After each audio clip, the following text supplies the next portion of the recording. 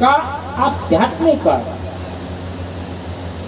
ये भी हमारे जीवन से जुड़ा हुआ।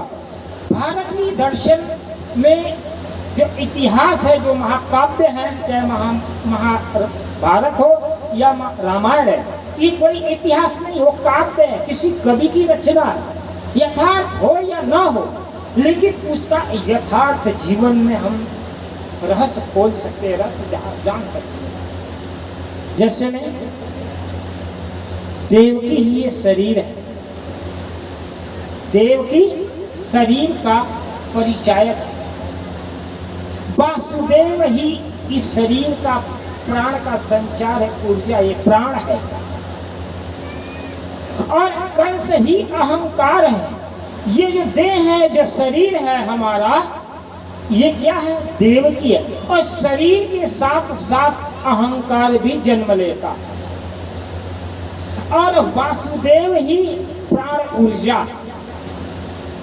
और जैसे शरीर और प्राण के बीच में एक दिव्य आनंद कृष्ण का अवतरण हो। कृष्ण क्या है? आनंद का, प्रेम का, आनंद का परिचायक। तो उस जैसे ही कृष्ण का अवतरण होता है, तो हमारे जीवन में अहंकार का उदय होने लगा। अहंकार रूपी कंस का उदय हो जाता है, और क्या होता है? कुवासना रूपी, विकार रूपी इंद्रिया, और ये जो है कंस रूपी अहंकार के जो ये अंगरक्षक है। और तब जब हमारा शरीर अहंकार से भर जाता, विकार से भर जाता, क्रोध से भर जाता है, तो कौन ऐसा व्यक्ति है कि क्रोधी आदमी अपने आप को व्याकुल नहीं पाता?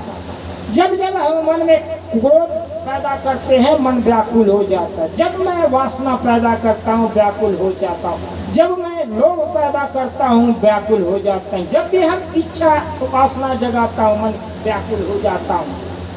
तो शरीर रूपी देवती, वासुदेव रूपी प्राण, अहंकार रूपी कंस, मनोविकार रूपी जो है कंस के अंगरक्षक, ये जो है कालकोटरी में एक प्राण रूपी जीव, प्राण जो जीवात्मा वो कैद हो जाता है। और जब दिव्य ज्ञान रूपी कृष्ण का अवतरण होता है, यानी आनंद का अवतरण होता है, सौभाग्य का अवतरण होता है, ज्ञान का उदय होता है, तब फिर क्या होता है? अहंकार के जितने भी अंगरक्षक हैं, सेनापति हैं, पहरेदार हैं, वो क्या हो जाते हैं? सो जाते हैं, मूर्छित हो जाते हैं। जो व्यक्ति प्रेमी होगा, जो प्रेम से भरा हुआ होगा, भाव से भरा होगा, भक्ति से भरा होगा, आनंद से भरा होगा, वो आदमी क्रोधी हो ही नहीं सकता। और जो व्यक्ति क्रोधी होगा, वो वो अहंकार से भरा होगा, वो प्रेमी नहीं हो सकता, वो समर्पण वाला हो नहीं सकता, विनम्र नहीं हो सकता, श्रद्धावान नहीं हो सकता, वो आनंदित नहीं होता। जरा देखिए, आपके अंदर आनंद हो और आपके अंदर अहंकार, दोनों एक साथ नहीं हो सकते। आनंद यानी प्रेम अगर आपके जीवन में है, तो अहंकार का गला घोट दिया जाता है, वही हो ही नहीं सकता। कितना भी बड़े पद पर व्यक्ति बैठा हो, बड़ा भी प्रतिष्ठित है, अगर उसका लड़का जिद्दी हो, जिद ठान ले, तो लड़के के आगे बड़े से बड़े आईएएस अधिकारी, कलेक्टर को क्या करना होता है? बच्चे के आगे घुटने टेकने पड़ते हैं। इसी तरह से आनंद और प्रेम क्या है? एक निर्दोष बच्चा है। जरा आप अपने जीवन में अपने आप को निर्दोष बनाकर देखिए, बच्चे के समान अपने मनोभाव को बनाकर देखिए, अहंकार की चादर को उतार दीजिए, विकारों को उतार दीजिए, और अब थोड़ा सा नटखट होना शुरू कीजिए। देखिए, आपके जीवन में कॉस्मिक एनर्जी आती है, आपके बॉडी में एक अलग दिव्य ऊर्जा काम करती है। वो कहाँ से आती है?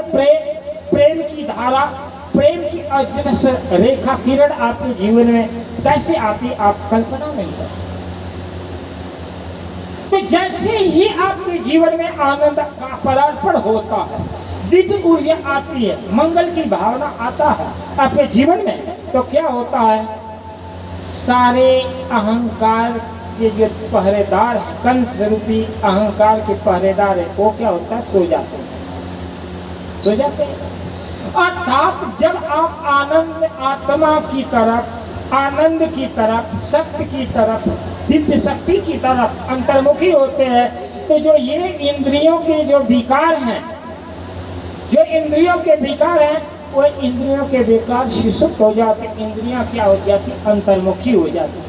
जब जब आदमी मनोविकार से प्रेरित होता है, वो उसकी जो इंद्रियां व्याकुल हो जाती हैं। वासना जगाइए तो एक सुंदर युवती की तरफ दृष्टि जाएगी, वासना जब गाएंगे तो बार बार एक सुंदर युवती को पाना चाहेंगे। अगर लोग अगर आपके मन में जगेगा तो बाहर धन प्रतिष्ठा चमचमाती गाड़ी घोड़े बंगले की तरफ आपकी दृष्टि जाएगी, मुझे ये होना चाहिए मेरे को। बाहर आपका जब मान सम्मान प्रतिष्ठा का भाव जगाएंगे तो बड़े बड़े ओहदे पद की कल्पना करेंगे कि मेरा पड़ोसी मिनिस्टर बन गया, मैं भी मिनिस्टर बन गया, मेरा पड़ोसी प्रधान होगा, मैं भी नगर निगम का पार्षद होना चाहिए। इस पद की तरफ भूख मन बढ़ेगी, और जैसे जैसे आप अंतर्मुखी होंगे, बाहर की सारी इच्छाएं वासनाएं काम में मिटती चली जाएंगी और आप शीतल और आनंदित होने लगेंगे।